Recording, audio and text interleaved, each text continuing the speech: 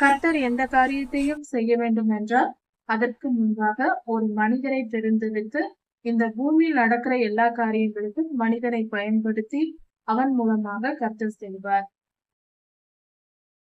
நம்முடைய பிதாவாகிய தேவனுடைய அன்பும் ஆண்டவராகிய இயேசு கிறிஸ்துவின் கிருபையும் சமாதானமும் உங்கள் அனைவரோடும் கூட என்றைக்கும் இருப்பதாக. தலைப்பு: நான் உன்னை விட்டு விலகுவதும் இல்லை, உன்னை கைவிடுவதும் இல்லை. யோசுவா 6ஆம் அதிகாரம். இந்த வேத பகுதியில் கர்த்தர் எரிகோ மதிலை எப்படி விழத்தள்ள பண்ணி எரிகோவை அழித்து இஸ்ரவேலருக்கு அதை சுதந்திரமாக கொடுத்தார் என்பதை குறித்து நாம் ஆராய்ந்து வருகிறோம். அன்று நடந்த சம்பவங்கள் என்ன என்ன என்று தியானித்தோம். அதன் ஆவிக்குரிய பொருள்களையும் நாம் இப்பொழுது கவனித்து வருகிறோம். இஸ்ரவேலர்கள் 7 முறை சுற்றி வந்தபோது கர்த்தரும் உடன்படிக்கை பெட்டி கர்த்தருக்கு அடையாளமாய் இருக்கிறது. கர்த்தர் அங்கிருந்த பூமியின் அடியில் இருக்கிற, அதாவது பூமி தரையின் மேல் அதிகாரம் கொண்ட பாதாளத்தின் ஆவி, அதாவது கள்ள தீர்க்கதரிசியின் ஆவியை கர்த்தர் அவர்கள் 7 முறை சுற்றி வந்த போது அழித்து போட்டார். கர்த்தர் எந்த காரியத்தையும் செய்ய வேண்டும் என்றால் அதற்கு முன்பாக ஒரு மனிதரை தெரிந்தெடுத்து இந்த பூமியில் நடக்கிற எல்லா காரியங்களுக்கும் மனிதனை பயன்படுத்தி அவன் மூலமாக கர்த்தர் செய்வார். பொல்லாத ஆவிகளை அழிப்பார். ஏனென்றால் பொல்லாத ஆவிகள் பூமிக்குள் வருவதற்கு காரணமாக ஒரு மனிதன்தான் இருந்தான் என்பதால் கர்த்தருடைய நீதியின்படி இப்படி நடக்கிறது. கர்த்தர் ஒரு மனிதனை, எல்லா மனிதர்களையும் அவர் தெரிந்து கொள்கிற மனிதனை பயன்படுத்தி இப்படிப்பட்ட காரியங்களை பூமியில் நிகழ்த்துகிறார். அவர்கள் 7 முறை சுற்றி வந்த போது கள்ள தீர்க்கதரிசியின் ஆவி, பாதாளத்தின் ஆவி, கள்ள தீர்க்கதரிசியின் ஆவி என்று வெளிப்படுத்தல் 10ஆம் அதிகாரத்தில் சொல்லப்பட்டிருக்கிறது. அதன்படி இந்த காரியம் நடந்து முடிந்தது. எரிகோவை சுற்றி இருந்த 3 விதமான ஆவிகள் அங்கு அழிக்கப்படுகிறது. ஒன்று கள்ள தீர்க்கதரிசியின் ஆவி, அடுத்தது அந்தி கிறிஸ்துவின் ஆவி அல்லது வலுசற்பத்தின் ஆவி. அதை குறித்து இப்பொழுது தியானித்து வருகிறோம். அடுத்ததாக அந்தி கிறிஸ்துவின் ஆவி அழிக்கப்பட்டது. அது அவர்கள் மௌனமாய் அமைதியாய் இருந்த பொழுது தூஷணத்தின் ஆவியான கள்ள தீர்க்கதரிசன ஆவி, வெளிப்படுத்தல் 12-13ஆம் அதிகாரத்தில் கொடுக்கப்பட்டிருக்கிறது. தூஷணத்தின் ஆவி என்று 13ஆம் அதிகாரத்தில் கொடுக்கப்பட்டிருக்கிறது. அவை அந்தி கிறிஸ்துவின் ஆவியாய் இருக்கிறது. அந்த ஆவிகள் அழிக்கப்படுகிறது. ஏனென்றால் அங்கு சுற்றி வந்த மனிதர்களை பரிசுத்த ஆவியானவர் ஆளுகை செய்து அவர்களை அமைதியா இருக்கும்படி பண்ணினார். அங்கே அவர்கள் அமைதியா இருந்த போது அந்த தூஷணத்தின் ஆவி அழிக்கப்பட்டது. கர்த்தருடைய பிள்ளைகள் எப்பொழுதும் தங்கள் நாவை அடக்க வேண்டும், அவர்களே தேவபக்தி உள்ளவர் என்று யாக்கோபு 1ஆம் அதிகாரத்தில் சொல்லப்பட்டிருக்கிறது. இப்படியாக இந்த 2 விதமான ஆவிகள் கொல்லப்பட்டன, அழிக்கப்பட்டு பாதாளத்தில் அடைக்கப்பட்டன. மூன்றாவதாக வலு சர்ப்பத்தின் ஆவி. இதை வானமண்டல ஆவி, அது வானமண்டலத்தில் இருந்து அதிகாரம் செய்யக்கூடிய ஆவியாயிருக்கிறது. வெளிப்படுத்தல் 12ஆம் அதிகாரத்தை பார்க்கும்போது ஒரு காரியம் வெளிப்படுகிறது. வான மண்டலத்தில் வலு சர்ப்பம் இருந்தது. அது கீழே விழுந்து எடுத்துக்கொள்ளப்படும் சந்ததியான அந்த ஆண் பிள்ளையை கொல்ல கீழே விழுந்தது என்று சொல்லப்பட்டிருக்கிறது 12ஆம் அதிகாரத்தில்.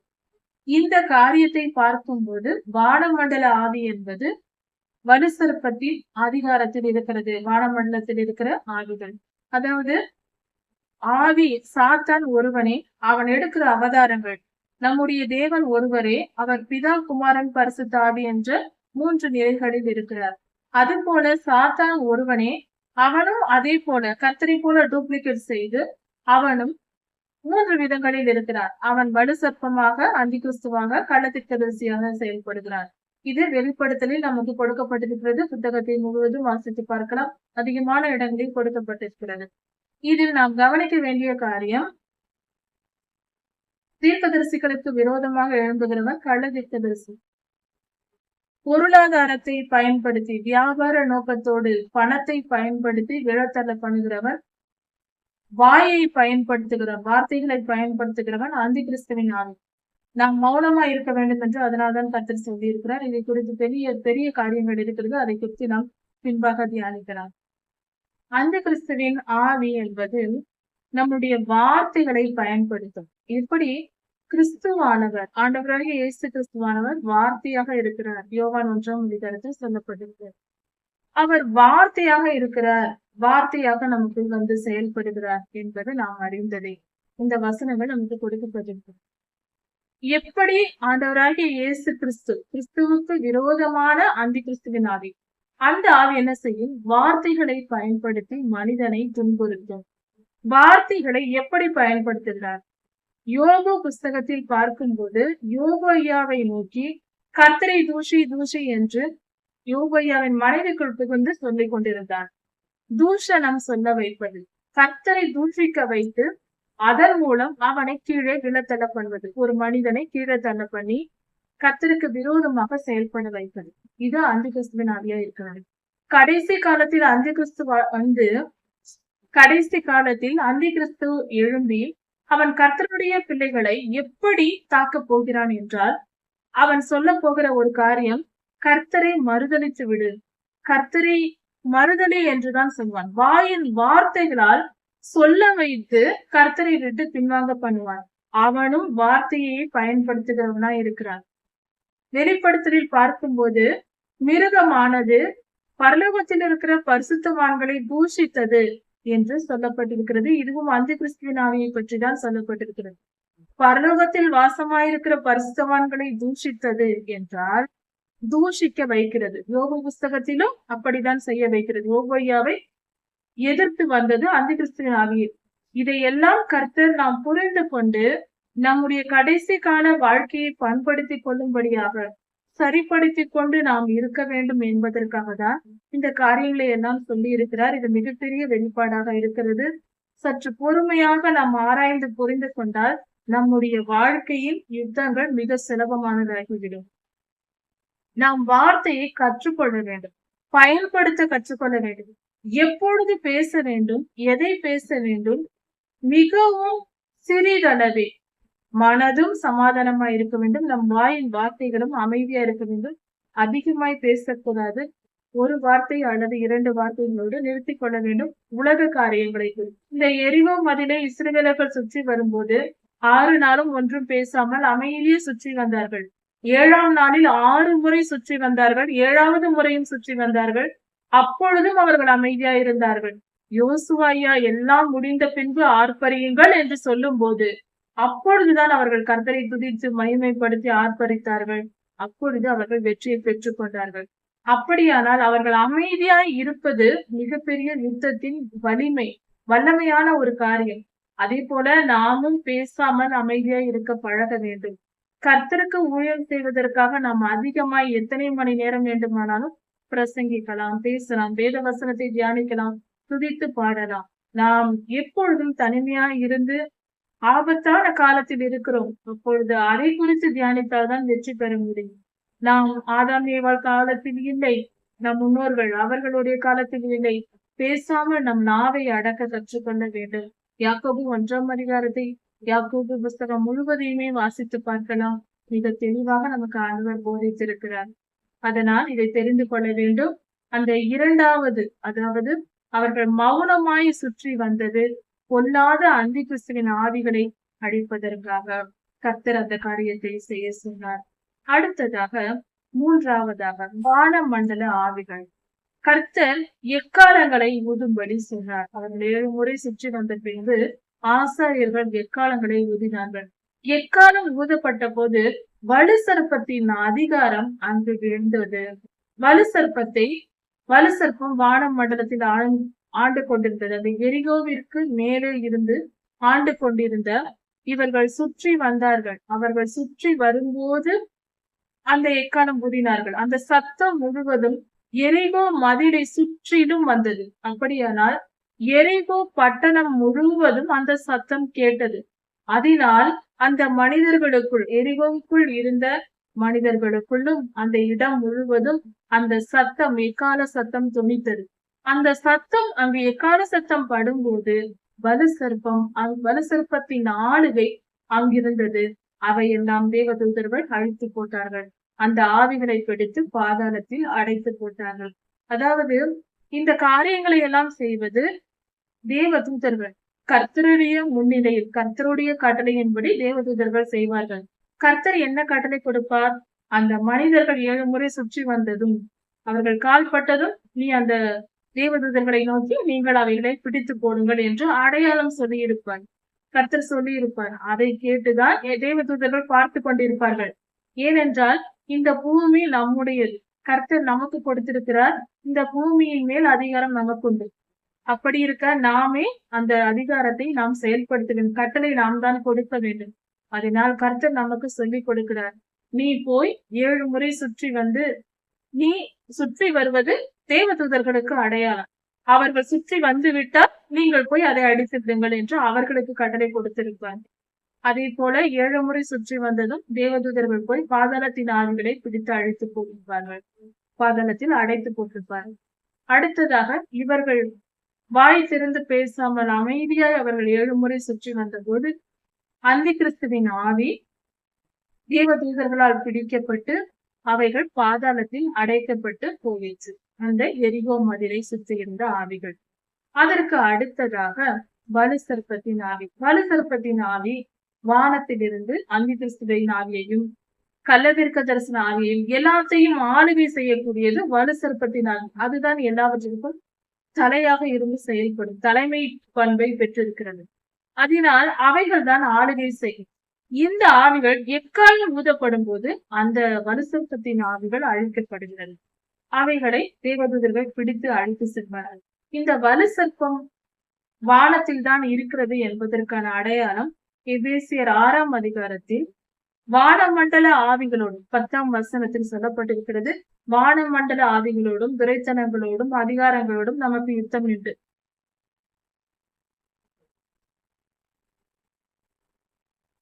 எபேசியர் 6ஆம் அதிகாரத்தில் சொல்லப்பட்டிருக்கிறது பொல்லாத ஆவிகளோடு மனிதருக்கு யுத்தம் உண்டு என்று 10ஆம் வசனத்தில் கொடுக்கப்பட்டிருக்கிறது.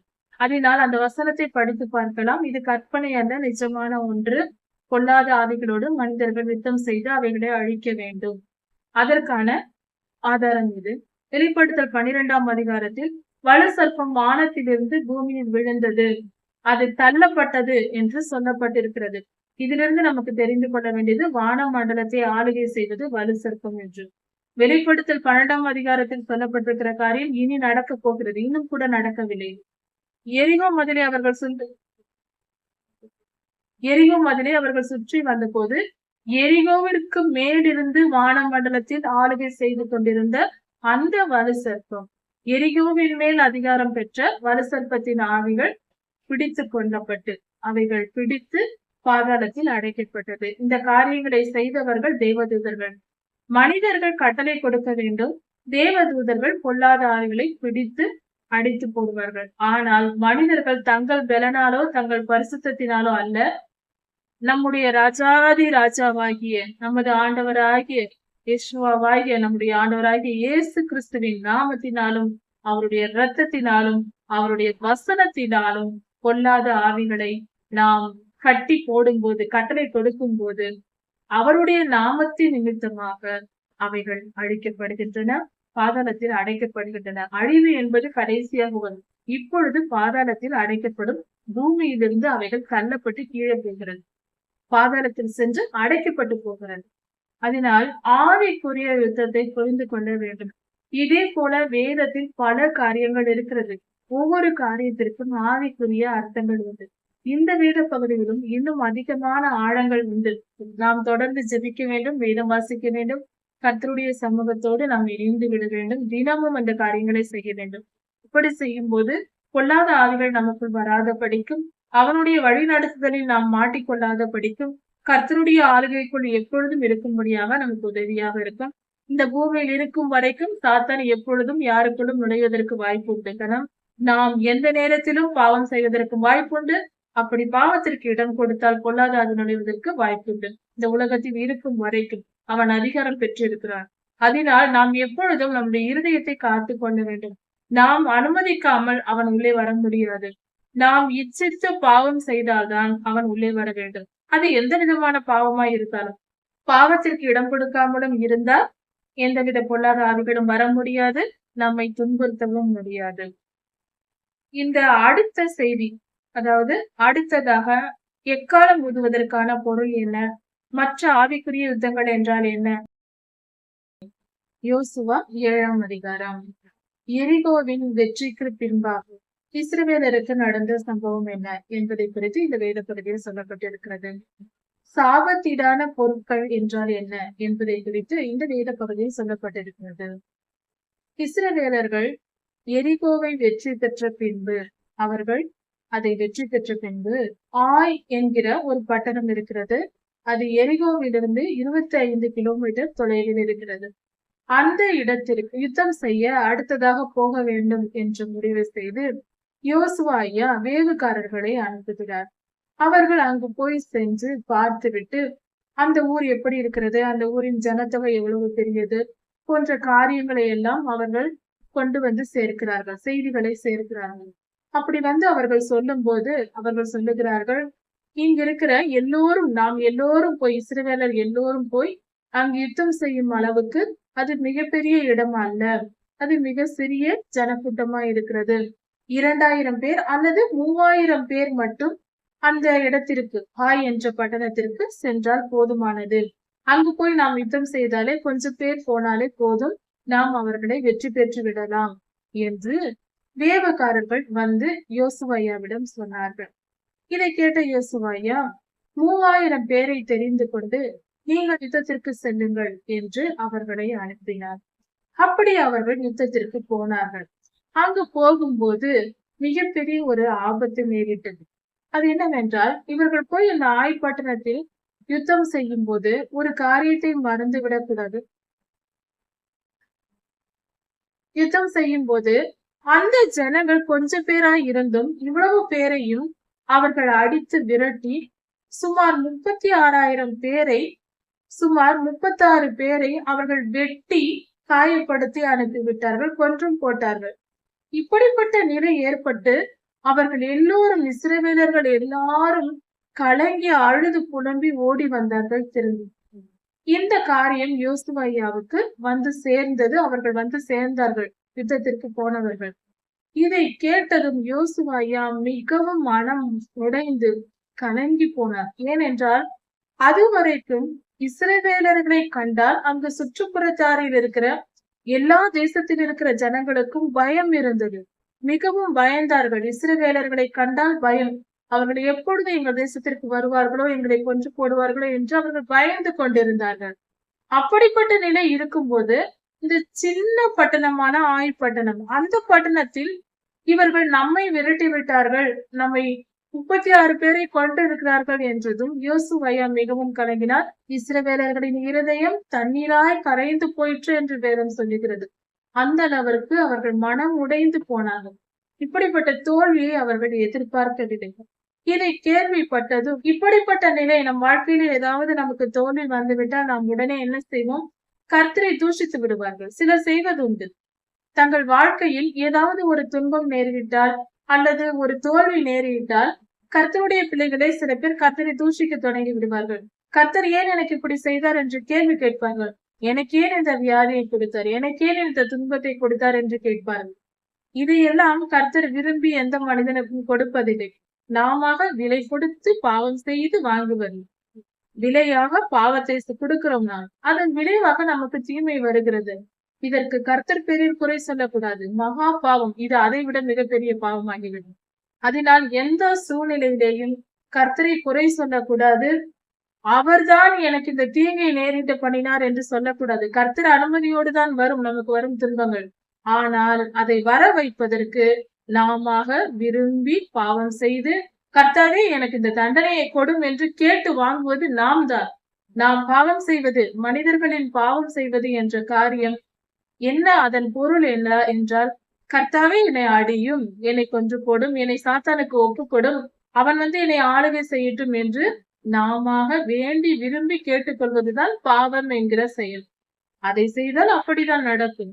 அதனால் நாம் நம்முடைய துன்பத்திற்கு நாமே காரணம் என்பதை ஒத்துக்கொள்ள நாம் கற்றுக்கொள்ள வேண்டும். இந்த வேத பகுதியில் அது மிக தெளிவாக இருக்கிறது. யோசுவாவுக்கு இப்படி ஒரு சம்பவம் நடந்து விட்டது. யோசுவா கலங்கி போனார், துடித்து போனார். இஸ்ரவேலர் எல்லாரும் கரைந்து போனார்கள். அந்த அளவுக்கு அவர்கள் இருதயம் துவண்டு போனது. இப்படிப்பட்ட நிலையில் அவர்கள் என்ன செய்தார்கள்? இதுவே நமக்கு பாடமாக இருக்கிறது. இந்த கடைசி கால தலைமுறையாக நமக்கு இது மிகப்பெரிய பாடம். வாழ்க்கையில் பல துன்பங்கள், துயரங்கள், தோல்விகள் வரும்போது நாம் என்ன செய்ய வேண்டும் என்பதை இந்த இடத்தில் கற்றுக்கொள்ளலாம். யோசுவா ஐயா முகம் குப்புற போய் கர்த்தருடைய சமூகத்தில் விழுந்து அழுது ஜெபித்தார். கர்த்தாவே, எங்களுக்கு ஏன் இந்த தோல்வி நேரிட்டது? தெரியவில்லை. யோசுவா ஐயாவுக்கு முதலில் தெரியவில்லை எதனால் இப்படி நடந்தது என்று. நாங்கள் என்ன செய்வோம்? எங்களை சுற்றி இருக்கிற ஜனங்கள் எல்லாரும் வந்து அவர் ஜெபித்த ஜெபம் எப்படிப்பட்டது என்று பார்ப்போம். மிகவும் அற்புதமான ஜெபத்தை யோசுவா ஐயா செய்கிறார். என்ன சொல்லுகிறார்? கர்த்தாவே, இதை சுற்றி இருக்கிற ஜனங்கள் எல்லாரும் இதுவரைக்கும் இஸ்ரவேலர்கள் கர்த்தருடைய பிள்ளைகள் என்று எங்களுக்கு பயந்திருந்தார்கள். இப்பொழுது நாங்கள் தோல்வி அடைந்து வந்திருக்கிறோம். 36 பேரை கொன்று போட்டு இருக்கிறார்கள். இந்த நிலை சுற்றிலும் இருக்கிற ஜனங்களுக்கு கேள்விப்பட்டால் அவர்கள் எல்லோரும் வந்து எங்களை வேறறுத்து போடுவார்கள். அப்பொழுது உம்முடைய நாமத்துக்கு நீர் என்ன செய்வீர்?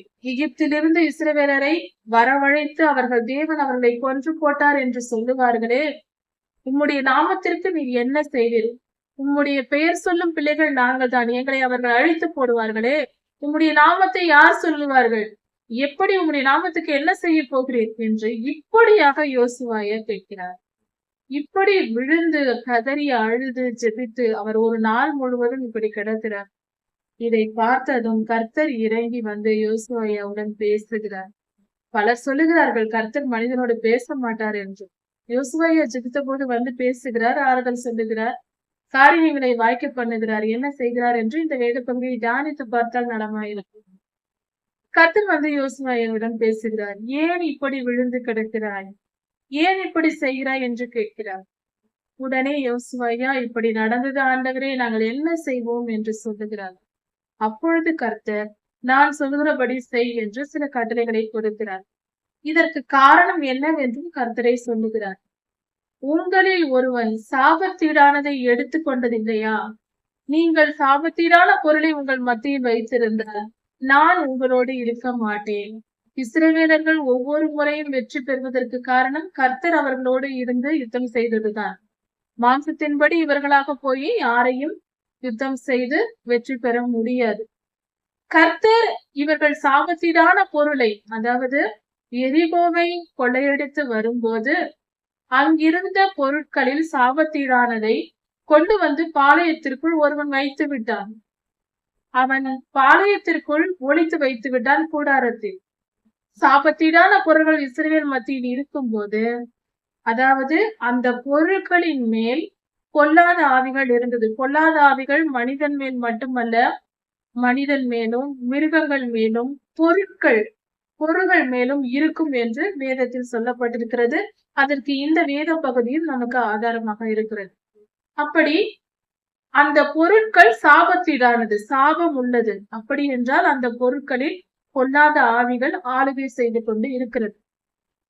அப்படி இருக்கும்போது இஸ்ரவேலின் பாளையத்தில் பொல்லாத ஆவிகள் இருக்குமானால் அதில் கர்த்தர் எங்க இருப்பார்? இருக்க மாட்டார். பிசாசு இருக்கும் இடத்தில் கர்த்தர் இருக்க மாட்டார். பொல்லாத ஆவிகள் இருக்கும் இடத்தில் கர்த்தர் இருக்க மாட்டார்.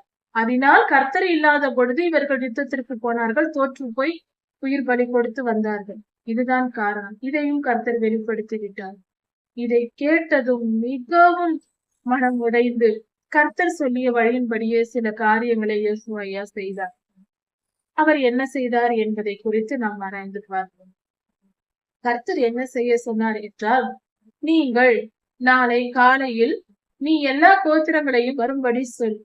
அவர்களில் யார் சாபத்தீடானதை எடுத்தான் என்று நான் சொல்லுவேன் என்று கர்த்தர் சொல்லுகிறார். கர்த்தர் கட்டளையிட்டபடியே யோசுவா ஐயா செய்கிறார். எல்லா கோத்திரத்தாரும் வருகிறார்கள். கோத்திர தலைவர்கள் வருகிறார்கள். அவர்களில் கர்த்தர் யூதா கோத்திரத்தை சொல்லுகிறார். உடனே யோசுவா ஐயா மற்றவர்களை அனுப்பிவிட்டு யூதா கோத்திரத்தை தலைவரை மற்றும் வைத்துக் கொள்கிறார்.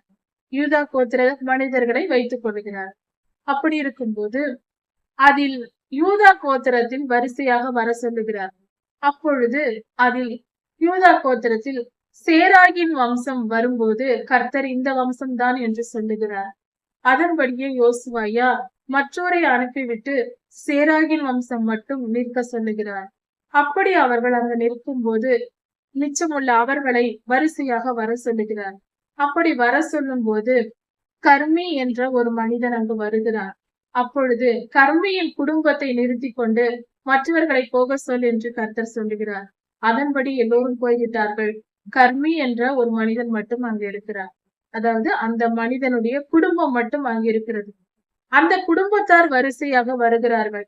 அதில் ஆகான் என்ற ஒரு மனிதனை மட்டும் வைத்துக் கொண்டு மற்றவர்களை கர்த்தர் அனுப்பிவிட சொல்லுகிறார். யோசுவாயா அதன்படியே செய்கிறார்.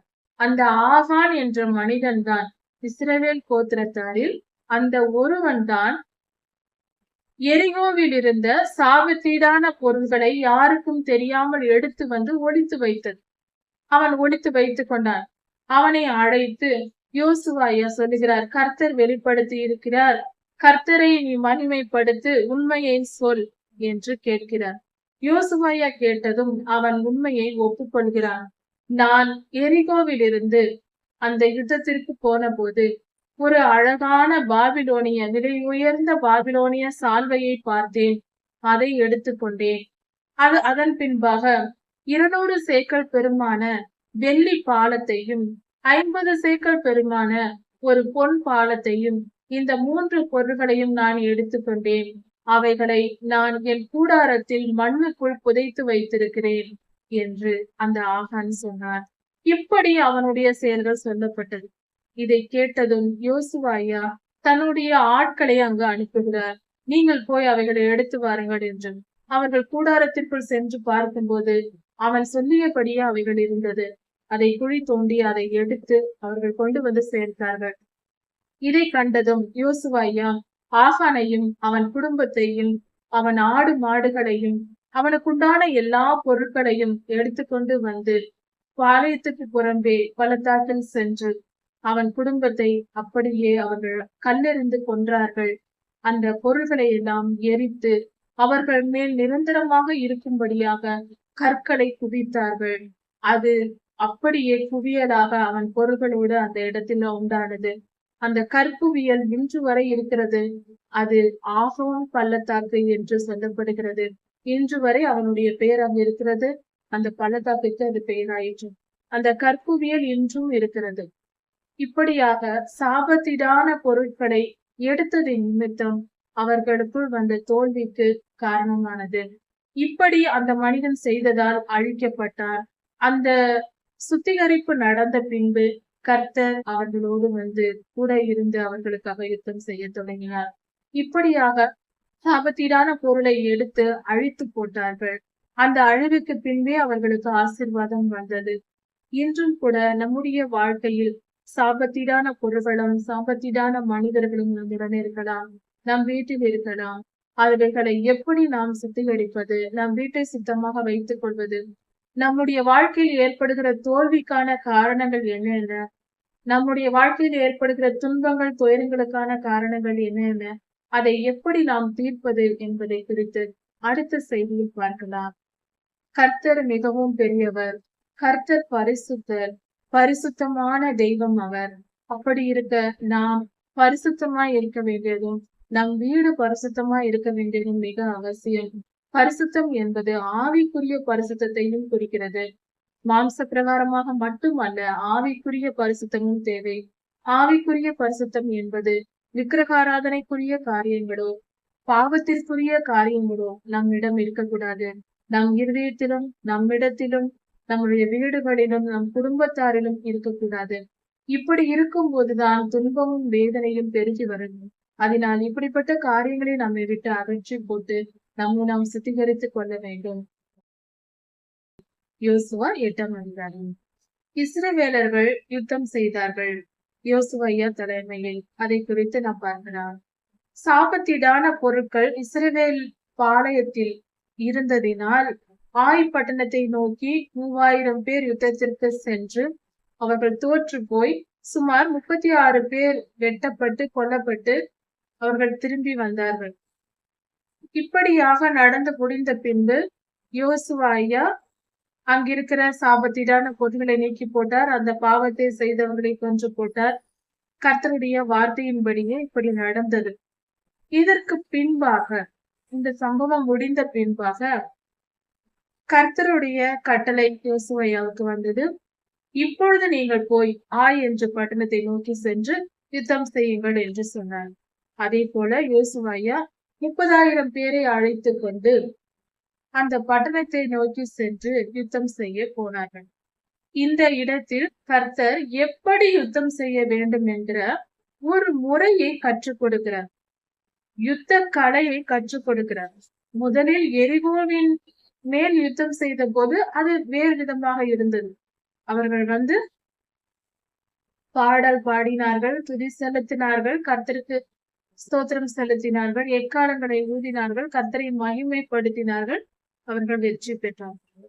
இந்த சம்பவத்தில் ஆய்பட்டணத்தில் அவர்கள் சென்று யுத்தம் செய்ய போகும்போது 2 பிரிவாக யோசுவாயாவின் தலைமையில் 2 பிரிவாக இராணுவங்கள் பிரிந்து முன்பாக யோசுவாயாவோடு கூட ஒரு கூட்டமும் பின்பாக இன்னொரு பகுதியில் வேறு கூட்டமுமாக 2ஆக பிரிந்து செல்ல வேண்டும் என்று கர்த்தர் கட்டளை கொடுத்தார்.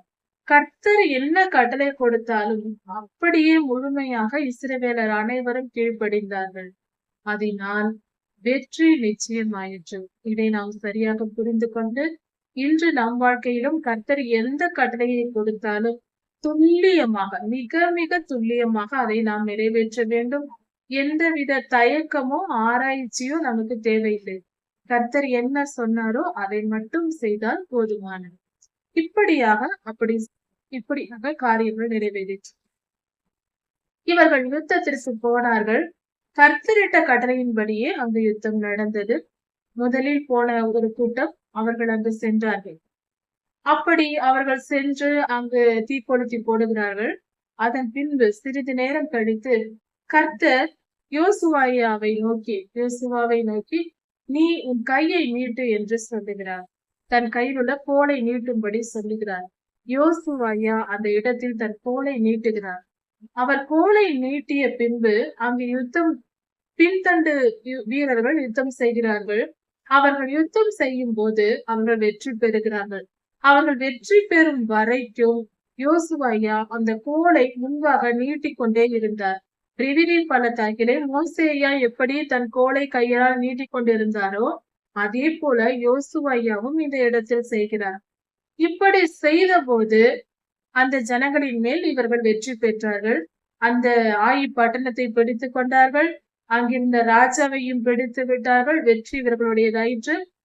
கர்த்தருடைய கட்டளையின்படியே அந்த ஜனங்களை எல்லாம் அழித்து விட்டு அங்க இருக்கிற மிருக ஜீவன்களையும் பொக்கிஷங்களையும் இவர்கள் சேர்த்து கொண்டார்கள். கர்த்தரிட்ட கட்டளையின்படியே செய்தார்.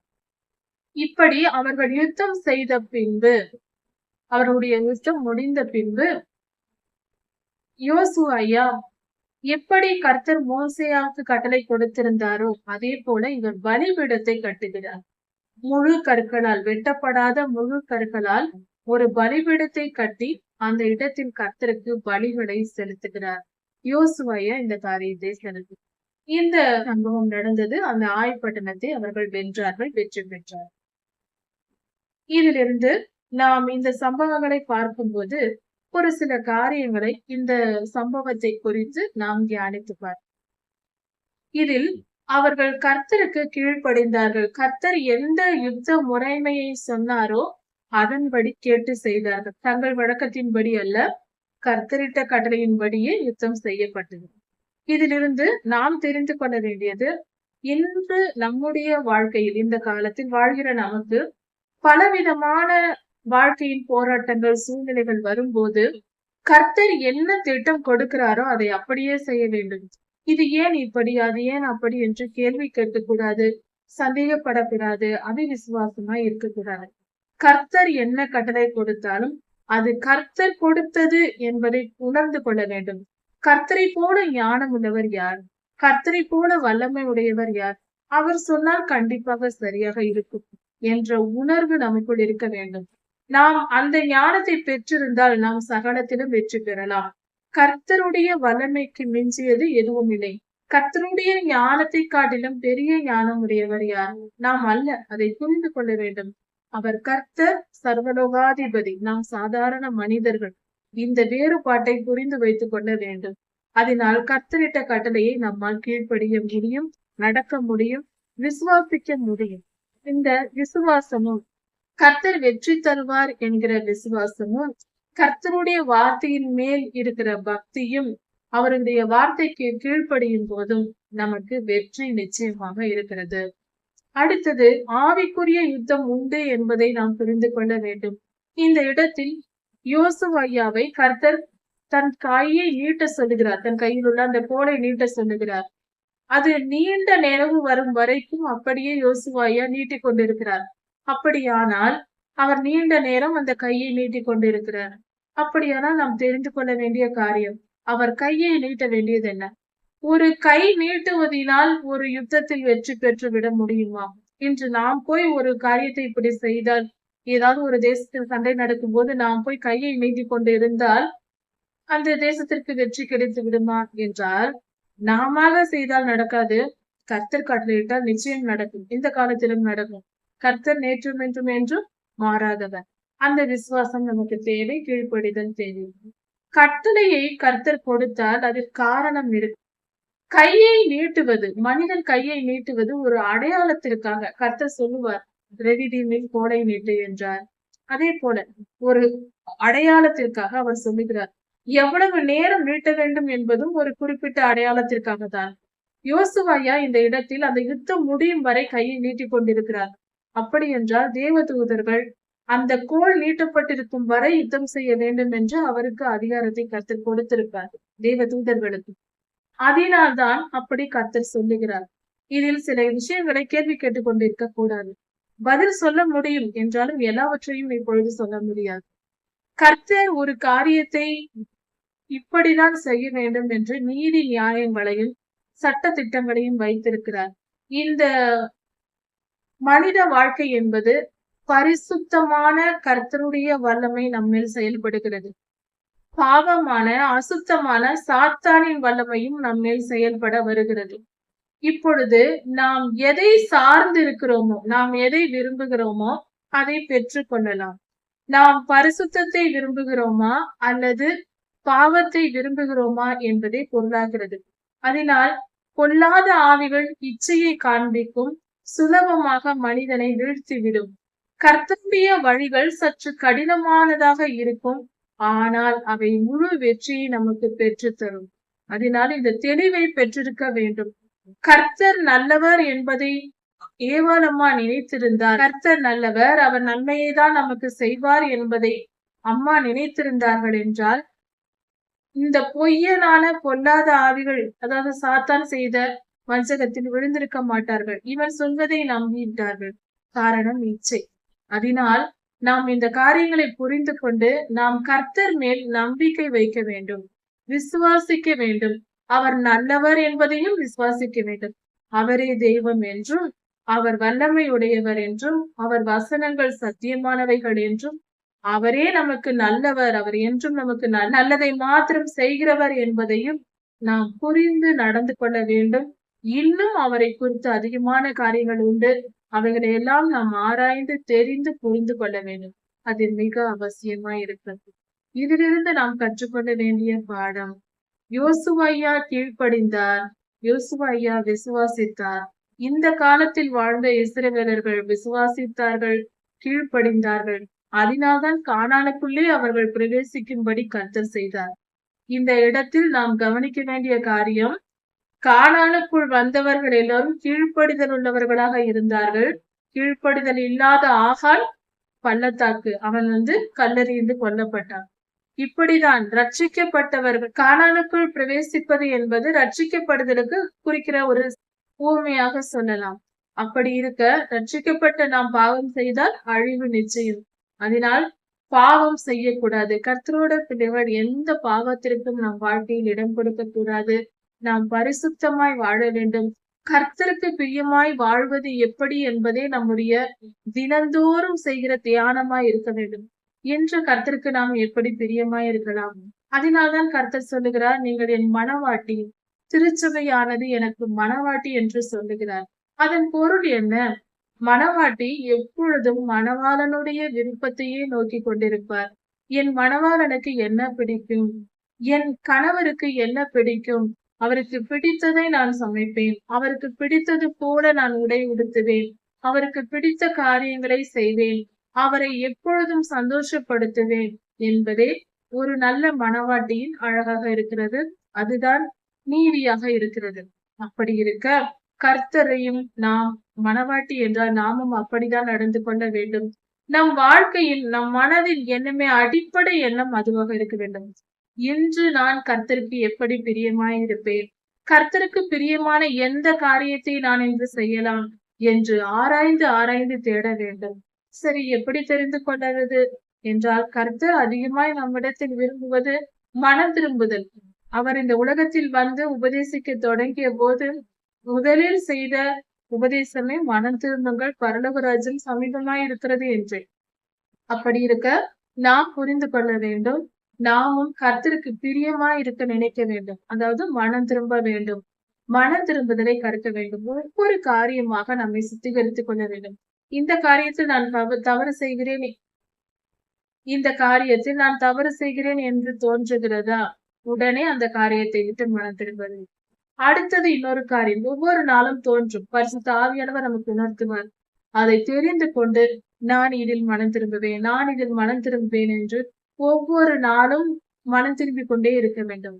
அப்பொழுதே நாம் பாவத்தை விட்டு விலகி பரிசுத்த பாதையில் நடக்க முடியும். கர்த்தருக்கு பிரியமான வாழ்க்கையும் நம்மால் வாழ முடியும். இதுவே கர்த்தருக்கு பிரியமான வழியா இருக்கிறது. ஒரு நல்ல மனவாட்டியாக, ஒரு நல்ல திருச்சபையாக, ஒவ்வொரு மனிதனும் ஒரு திருச்சபை. உலகத்தில் இருக்கிற எல்லா கர்த்தருடைய பிள்ளைகளும் ஒரே திருச்சபையாக இருக்கிறார்கள். ஏனென்றால் கர்த்தருடைய ஆவியானவர் ஒருவரே. அது கர்த்தரிடத்திலிருந்து எல்லா மனிதர்களுக்கும் கொடுக்கப்படுகிறது. அவர் நம்மை ஆளுகை செய்கிறவராய் இருக்கிறார். அதனால் மனவாட்டியாகிய நாம் கர்த்தருக்கு பிரியமாய் நடப்பதையே நாம் எப்பொழுதும் நோக்கிக் கொண்டிருக்க வேண்டும். அதன் பொருள் அதுதான், அந்த வார்த்தையின் பொருள். கர்த்தருக்கு எது பிரியமானதா இருக்கும்? கீழ்ப்படிதல் பிரியமானதா இருக்கும். மனம் திரும்ப வேண்டும், அது பிரியமானதா இருக்கும். கர்த்தரை நாம் நேசிக்க வேண்டும், அது அவருக்கு பிடிக்கும். உண்மையாய் இருக்க வேண்டும், சத்தியமாய் இருக்க வேண்டும். கர்த்தரை நோக்கி கர்த்தருடைய சமூகத்தில் அதிக நேரம் காத்திருப்பது கர்த்தருக்கு பிடிக்கும். அதை செய்ய வேண்டும். இச்சையை வெறுக்க வேண்டும், அது கர்த்தருக்கு பிடிக்கும். தீமையை நம்மை விட்டு அகற்ற வேண்டும், அது கர்த்தருக்கு பிடிக்கும். பொல்லாத மனிதர்களை விட்டு விலக வேண்டும், அது கர்த்தருக்கு பிடிக்கும். கர்த்தருடைய நாமத்தை எங்கும் அறிவிக்க வேண்டும், அது கர்த்தருக்கு பிடிக்கும். இப்படி கர்த்தருக்கு பிடித்த காரியங்கள் என்னென்ன என்று ஆராய்ந்து அதையெல்லாம் நாம் தேடி செய்யும் போது உண்மையான கர்த்தருடைய மனவாட்டியாய் நாம் இருப்போம். எந்த மணவாளனும் தன்னுடைய மனவாட்டியை கைவிட மாட்டார். அதே போல கர்த்தரும் நான் உன்னை விட்டு விலகுவதும் இல்லை, உன்னை கைவிடுவதும் இல்லை என்று சொல்லியிருக்கிறார். நம்மை கைவிடாமல் நம்மை நித்திய ஜீவன் போய் சேர்த்துக் கொள்வார். இவ்வுலக வாழ்க்கையிலும் நம்முடன் இருந்து கொல்லாத சத்துருவிடமிருந்து வெற்றியை தருவார். நித்திய ஜீவனிலும் நம்மை அழைத்து செல்வார். அதனால் கர்த்தருக்கு பிரியமாய் நடப்போம். கர்த்தருடைய அன்பை பெற்றுக் கொள்வோம். நாம் அவருக்கு அன்பை செலுத்துகிறவர்களாகவும் இருப்போம். கர்த்தருடைய நாமம் மகிமைப்படுவதாக. யோசுவா 9ஆம் அதிகாரம். இஸ்ரவேலர்கள் கானானுக்குள் நுழைந்த பின்பாக அங்கு ஒவ்வொரு பக்கத்தில் இருக்கிற ராஜாக்களோடு சண்டையிட்டு அவர்களை தோற்கடித்து அவர்கள் எல்லாரும் பொல்லாத ஆவிகளின் பிடியில் பாவ வாழ்க்கை வாழ்ந்து கொண்டிருந்த ஜனங்கள். அவர்களை அழித்து கானான் தேசத்தை சூழ்ந்திருந்தவர்கள் எல்லோரும் பொல்லாத ஆவிகளால் பிடிக்கப்பட்டு மிகப்பெரிய பாவங்களை செய்து கொண்டிருந்த தீமையான மனிதர்களாய் இருந்தார்கள். இஸ்ரவேலர்கள் கானானுக்குள் பிரவேசிக்கும் போது அங்கு இருந்த ஜனங்களோடு, அங்கிருந்த ராஜாக்களோடு யுத்தம் செய்ய வேண்டி இருந்தது. அவர்கள் ஆயி பட்டணத்தை போரிட்டு கர்த்தருடைய கிருபையினால், கர்த்தருடைய தயவினாலும் அவர்கள் வெற்றி பெற்றார்கள். இதை கண்ட சுற்றிலும் இருந்த ராஜாக்கள் இஸ்ரவேலர்களின் வல்லமையை கண்டு, இஸ்ரவேலோடு இருந்து கர்த்தர் யுத்தம் செய்ததினால் அங்கிருந்த எல்லா ராஜாக்களும் இஸ்ரவேலரை கண்டு பயந்தார்கள். கர்த்தரை அறியாத மக்கள் என்பதால் இஸ்ரவேலர்கள் தான் இவ்வளவு பலசாலிகளாய் இருக்கிறார்கள், இவர்கள் வந்தால் நம் தேசத்திற்கு வந்தால் நம்மை அழித்து விடுவார்கள் என்று பயந்தார்கள். அங்கு சுற்றிலும் இருந்த ராஜாக்கள், இஸ்ரவேலர்களை சுற்றி இருந்த 5 ராஜாக்கள் ஒன்றாக கூடிக்கொண்டு பயந்து, இஸ்ரவேலர்களை கண்டு பயந்து அவர்கள் பேசினார்கள். இஸ்ரவேலர்கள் நம் நாட்டிற்கு வந்தால் நம்மையும் அழித்து போடுவார்கள், ஆயி பட்டணத்தை அழித்தது போல, எரிகோவை அழித்தது போல என்று பயந்து அவர்கள் எல்லோரும் ஒன்று சேர்ந்து தனித்தனியாக எதிர்க்க, இஸ்ரவேலரை எதிர்க்க பலம் நம்மிடத்தில் இல்லை என்று உணர்ந்து நாம் எல்லோரும் ஒன்று சேர்ந்து இஸ்ரவேலரை அழிக்கலாம் என்று அவர்கள் திட்டம் செய்து அவர்கள் எல்லாம் கூடிக்கொண்டு பேசிக்கொண்டு இருந்தார்கள். இந்த சமயத்தில், ஏனென்றால் இஸ்ரவேலர்கள் இருந்த இடத்தில் சுற்றிலும் இருந்த எல்லா ஜனங்களுக்கும் எல்லா தேசத்தாருக்கும் இஸ்ரவேலரை குறித்து பயம் உண்டாயிற்று. இவர்கள் எப்பொழுது நம் தேசத்திற்கு வருவார்களோ, நம்மை அழித்து போடுவார்களோ, எரித்து போடுவார்களோ என்று உயிர் பயம் வந்தது. அதுவரை அவர்கள் வாழ்ந்த வாழ்க்கை என்பது அக்கிரமமான வாழ்க்கை.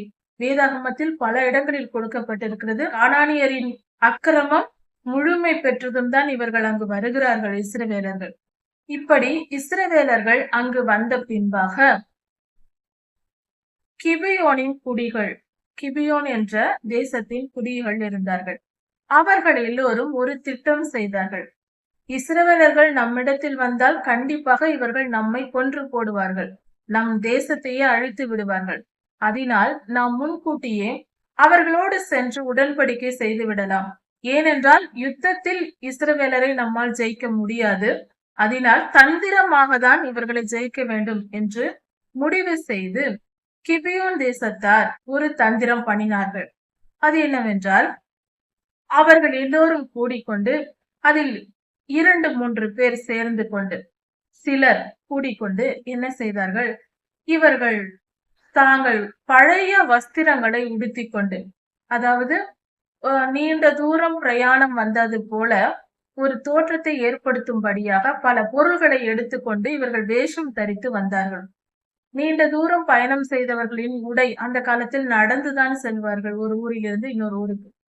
பல தேசங்கள் தாண்டி வருகிறார்கள் என்றால் 1 மாதம் 15 நாள் போன்ற தூரத்திலிருந்து வருகிறவர்கள் நடந்து வரும்போது அந்த உடுத்தியிருந்த உடையை தான் உடுத்தி இருப்பார்கள். அதனால் அவைகள் பழசா இருக்கும், அழுக்காக இருக்கும், கிழிந்தும் கூட போயிருக்கலாம். அதனால் இவர்கள் அதே போல கிபியோனியர் இஸ்ரவேலர்களின் பக்கத்தில் தான் இருக்கிறார்கள். ஆனால் அவர்கள் அது போல தூரத்திலிருந்து வந்தவர்கள் போல வேஷம் தரித்துக் கொண்டார்கள். பழைய துணிகளை உடுத்திக் கொண்டார்கள். பழைய செருப்புகளை, கிழிந்து போன செருப்புகளை மீண்டுமாக தைத்து அதை சரிப்படுத்தி பழைய செருப்புகளை தெரிந்தெடுத்து இப்படியெல்லாம் செய்து போட்டுக் கொண்டார்கள் தங்கள் கால்களில். அதன் பின்பாக அவர்கள் அப்பத்தை எடுத்துக்கொண்டார்கள். கெட்டு போன, உலர்ந்து போன அப்பம். இந்த காலத்தில் நாம் பிரெட் என்று சொல்லுகிறோம். உலர்ந்து போன அப்பத்தையும் பூசணம் பூத்த அப்பத்தையும் கெட்டு போன அப்பத்தையும் கைகளில் எடுத்துக்கொண்டார்கள். அவர்கள் வெகு தூரத்திலிருந்து சாப்பாடு எடுத்துக்கொண்டு வந்தது போல ஒரு தோற்றத்தை ஏற்படுத்தும்படியாக இப்படியெல்லாம் பொருட்களை எடுத்துக்கொண்டு திராட்சை ரசம் எடுக்காமல் அதன் துருத்திகள், கிழிந்து போன பழைய துருத்திகள், அப்படி என்றால் யூஸ் அண்ட் த்ரோ கப் நாம் பயன்படுத்துவது போல அவர்கள் அதை எடுத்துக்கொண்டு வந்தார்கள். இப்படியாக இவர்கள் இதையெல்லாம் எடுத்துக்கொண்டு நேராக இஸ்ரவேலரிடத்தில் வருகிறார்கள். யோசுவாவை சந்தித்து பேசுகிறார்கள். நாங்கள் தூரத்தில் இருந்து வருகிறோம், நாங்கள் வெகு தூர பிரயாணத்திலிருந்து நாங்கள் வருகிறோம், நாங்கள் வெகு தூரத்தில் இருக்கிற தேசத்தில் வாழ்கிறவர்கள். நாங்கள் உங்களுடைய செய்தியை கேள்விப்பட்டோம், நீங்கள் ஆயி தேசத்துக்கு செய்ததை நாங்கள் கேள்விப்பட்டோம், நாங்கள் உங்களோடு உடன்படிக்கை செய்ய வந்தோம் என்று சொல்லுகிறார்கள். இதை கேட்டதும் யோசுவாவும் அவர்கள் தோற்றம், அவர்கள் வைத்திருந்த பொருட்கள் எல்லாவற்றையும் பார்த்து நம்பி அவர்களை நம்பிவிட்டார். அங்கிருந்த மூப்பர்களும், இஸ்ரவேலின் மூப்பர்களும் அதை அப்படியே நம்பிவிட்டார்கள். இவர்கள் சொன்ன பொய்யை அப்படியே நம்பிவிட்டார்கள். நம்பிவிட்டு அவர்கள், நீங்கள் எங்களோடு இருக்கிறவர்கள், நாங்கள் ஏன் உங்களிடத்தில் உடன்படிக்கை செய்ய வேண்டும் என்று உடன்படிக்கை செய்ய முடியாது என்று முதலில் சொல்லுகிறார்கள். பின்பு அவர்கள், நாங்கள் வெகு தூரத்தில் இருந்து வருகிறோம், நாங்கள் உங்கள் அடிமை, நாங்கள் உங்களுக்கு அடிமையா இருக்க விரும்புகிறோம், எங்களை எங்கள் உயிரை காப்பாற்றிக் கொள்ள விரும்புகிறோம், நீங்கள் எங்கள் தேசத்திற்கு வந்து எங்களை கொன்று போடக்கூடாது, நாங்கள் உங்களுக்கு அடிமை என்று உடன்படிக்கை செய்ய வருகிறார். அப்படி சமாதானம் என்று கேட்டு வரும்போது அவர்களுக்கு சமாதானம் கொடுக்க வேண்டும் என்று யோசுவா சம்மதித்து அவர்களோடு உடன்படிக்கை பண்ணிவிடுகிறார். உடன்படிக்கை செய்த பின்பு அவர்கள் போய்விட்டார்கள். அவர்கள் போன பின்பு 3 நாள் கழித்து இவர்கள் கிபியோன் இடத்திற்கு போகிறார்கள். அந்த தேசம் மிக அருகில் இருக்கிற தேசம்தான். 3 நாள் பிரயாண தூரத்தில் இவர்கள் போய் சேருகிறார்கள் யுத்தத்திற்கு தான். ஒரு முக்கியமான காரியம். இந்த உடன்படிக்கை செய்ததில் இது தோற்றத்தின்படி பார்க்கும்போது எந்த தவறும் இல்லை என்று தோன்றலாம். ஆனால் சற்று யோசித்து பார்ப்போம். எந்த காரியத்தை செய்ய வேண்டும் என்றாலும் நாம் கர்த்தரிடம் கேட்டு செய்ய வேண்டும். மிகப்பெரிய ராஜா ஒருவன் இவர்களை எதிர்த்து வந்தபோது, இவர்கள் தோற்று ஓடி வந்தபோது, 36 பேரை கொன்று போட்டபோது, கர்த்தருடைய சமூகத்தில் ஓடிப்போய் விழுந்து அழுதார்கள். அழுது யோசுவாயா கேட்டார், கர்த்தர் அவர்களுக்கு பதில் கொடுத்தார். ஆனால் நம் மிகப்பெரிய ஆபத்து எதுவும் இல்லை. சாதாரண மனிதன் வந்து தன்னை தாழ்த்தி நம்மிடத்தில் அடிமையாக இருக்கிறேன் என்று கேட்கிறான் என்ற பொழுது, இப்பொழுது தானே முடிவெடுக்கிறார். கர்த்தரை கேட்கவில்லை. கர்த்தரிடத்தில் கீழ்ப்படிதல் இல்லாமல், கர்த்தருடைய ஆலோசனை பெறாமல், கர்த்தரிடம் கேட்காமல் தானே முடிவெடுத்தார். இந்த இடம்தான் நம் வாழ்க்கையில் ஒவ்வொரு நாளும் நாம் கவனிக்க வேண்டிய இடம். அதாவது முதலில் வேதாகமத்தை வாசித்து, முதலில் கர்த்தரை நேசித்து ரட்சிக்கப்பட்ட மனிதர்கள், கர்த்தரை உண்மையாய் நேசிக்கிறவர்கள், வேதத்தை தியானிக்கிறவர்கள், கர்த்தருடைய உண்மையான ஊழியக்காரர்கள் கூட யோசுவாயா எவ்வளவு உயர்ந்த, எவ்வளவு நீதி தவறாத, பரிசுத்தமான, அனுபவம் மிக்க ஊழியர், வயது முதிர்ந்தவர், எத்தனை அனுபவம் உடையவர். மோசேயா கூடவே இருந்தவர். எகிப்திலிருந்து இஸ்ரவேலர்கள் புறப்பட்டது முதல் இன்று வரை கானானுக்குள் பிரவேசித்து தேசங்களை சுதந்திரிக்கும் போது வரைக்கும் வழிநடத்தி வருகிற யோசுவா அவரும் இருக்கிறார். எல்லாம் அறிந்தவரை இந்த இடத்தில் தவறு செய்து விட்டார். இது நமக்கு பாடமாக இருக்கிறது. கர்த்தரிடத்தில் அனுமதி பெறாமல், கர்த்தரிடம் கேட்காமல் தானே உடன்படிக்கை செய்தது மிகப்பெரிய தவறு. இது எப்படிப்பட்ட ஊழியக்காரர்களும் இப்படிப்பட்ட தவறு செய்வது வழக்கமாய் இருக்கிறது. இதை நாம் கற்று அறிந்து கொள்ள வேண்டும். நம் வாழ்க்கையில் நாம் இதை புரிந்து கொள்ள வேண்டும். நாம் கீழ்ப்படிதல் என்பது ஆபத்து நேரத்தில் கர்த்தரை கேட்டு செயல்படுவது மட்டுமல்ல, சாதாரண சின்ன சின்ன காரியங்களாய் இருந்தாலும் கர்த்தரிடம் கேட்டு அந்த அனுமதியை பெற்றே நாம் முடிவுகளை எடுக்க வேண்டும். முக்கியமான முடிவுகள் நம்மால் எடுக்க முடியும் என்பதற்காக நாமே எடுத்துவிடக் கூடாது. அதாவது இந்த இடத்தில் கிபியோனியர்கள் எவ்வளவு தந்திரமாக ஏமாற்றி இருக்கிறார்கள். இதை பார்த்து ஒருவேளை யோசுவாயா ஒரு நிமிடம் யோசித்து கர்த்தரிடத்தில், கர்த்தாவே நான் இவர்களோடு உடன்படிக்கை பண்ணவா என்று கேட்டிருந்தால் கர்த்தர் உடனே சொல்லியிருப்பார்கள், அவர்கள் வேஷதாரிகள், அவர்களை நம்பாதே என்று உடனே சொல்லியிருப்பார். அந்த நேரமே கிபியோனியர்கள் அழிக்கப்பட்டிருப்பார்கள். இவர்கள் முற்றுமாக அவர்கள் இஸ்ரவேலர்கள் முழுமையாய் கானானை சுதந்திரித்துக் கொண்டிருக்க முடியும். கொல்லாதவர்களையும் முழுமையாய் சுத்தம் செய்திருக்க முடியும். இப்படி இல்லாமல் இந்த தவறு செய்ததினால் கிபியோனியரிடம் கர்த்தரின் நாமத்தினால் இவர்கள் கர்த்தரை முன்னிட்டு சத்தியம் செய்து கொடுத்து விட்டார். இப்பொழுது 3 நாள் கழித்து இவர்கள் கிபியோன் தேசத்திற்கு போகும்போது தங்களோடு உடன்படிக்கை பண்ணின மனிதர்களை பார்க்கிறார்கள். அப்பொழுது இவர்கள், நீங்கள் யார் என்று கேட்கும்போது, நாங்கள் இந்த தேசத்தார் என்று சொல்லுகிறார்கள். தெரிந்து கொண்டார்கள். தாங்கள் ஏமாற்றப்பட்டதை யோசுவாயாவும் இஸ்ரவேலரும் புரிந்து கொண்டார்கள். புரிந்து கொண்ட பின்பு இஸ்ரவேலின் சபையார்கள் தங்கள் மூப்பர்கள் மேல் வருத்தப்படுகிறார்கள். ஏனென்றால் யோசுவாயா மட்டும் இந்த காரியத்தை செய்யவில்லை. உடன்படிக்கை பண்ணியது சபையின் மூப்பர்களும் யோசுவாயாவும் செய்தார்கள். சபையின் மூப்பர்களின் சொல்படியே ஐயா செய்தார் யோசுவாயா. அதனால் சபையின் மூப்பர்கள் மேல் சபை மக்கள், இஸ்ரவேலர்கள் கோபப்படுகிறார்கள், முறுமுறுக்கிறார்கள். ஏன் இப்படி செய்தீர்கள்? இந்த கிபியோனர்கள் ஏமாற்றி நம்மோடு உடன்படிக்கை செய்து விட்டார்களே, இனி அவர்களை அழிக்க முடியாது. கர்த்தரின் நாமத்தினால் கர்த்தருடைய பிள்ளைகள் சத்தியம் செய்து கொடுத்து விட்டார்கள், இனி அவர்களை அழிக்க முடியாது. இப்படிப்பட்ட ஒரு நெருக்கமான சூழ்நிலைகளுக்கு சென்றார். இப்பொழுது அவர்களை கொல்ல முடியாது, வேறு வழி இல்லை. எப்படி அவர்கள் சுதந்திரித்துக் கொள்வது? அப்பொழுது ஒரு உபாயம் செய்தார்கள். என்னவென்றால், அந்த கிபியோனியர்களை விறகு வெட்டுவதற்காகவும் தண்ணீர் எடுப்பதற்காகவும் எப்பொழுதும் தங்களுக்குள், தங்கள் தேசத்திலேயே இருந்து எங்களுக்கு அடிமைகளாக வேலை செய்யுங்கள் என்று அடிமைகளாக்கி கொண்டார்கள். அன்று இஸ்ரவேலர்கள் கிபியோனியரை விறகு வெட்டவும் தண்ணீர் எடுக்கவும் அடிமைகள் ஆக்கினார்கள். அது இன்று வரை அப்படியே நடந்து கொண்டு வருகிறது.